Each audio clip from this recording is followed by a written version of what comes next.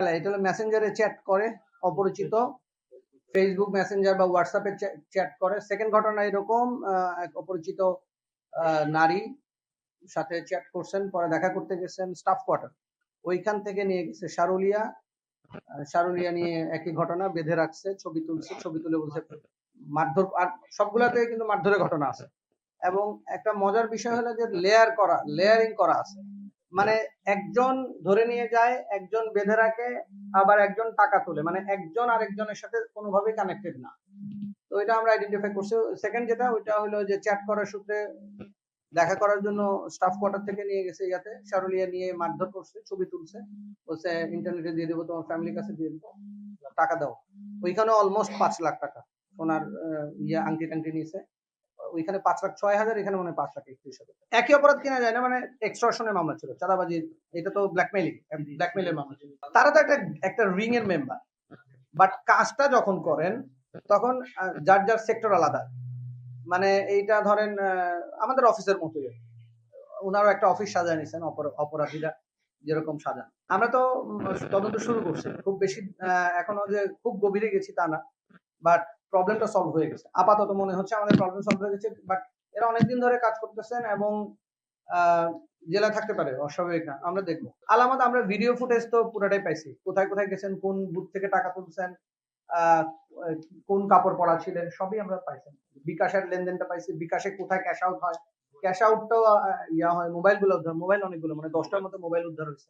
বিভিন্ন মোবাইল তারা ব্যবহার করেন, সিম ব্যবহার করেন, বিভিন্ন এলাকায় কাজ করেন। বাট তাদের আমরা যেটা বুঝতে পারছি, তাদের হলো সেফ হাউস হলো ডেমরা এবং যাত্রাবাড়িতে, ওইদিকে বাসা ভাড়া কম, এই জন্য হয়তো ব্যবহার করেন। আমি তাদেরকে সিএনজি ড্রাইভারের মাধ্যমে ব্যবহার করে জাস্ট অপহরণ করে নিচ্ছেন, নিয়ে এই কাজগুলো করছেন। যেহেতু তারা সম্মানীয়, আপনাদের আমি তো বললাম দুজনই সাংবাদিক, বেশ সাংবাদিক, সিনিয়র জার্নালিস্ট, তো তাদের তো পারিবারিক সম্মান আছে, সবারই তো থাকে।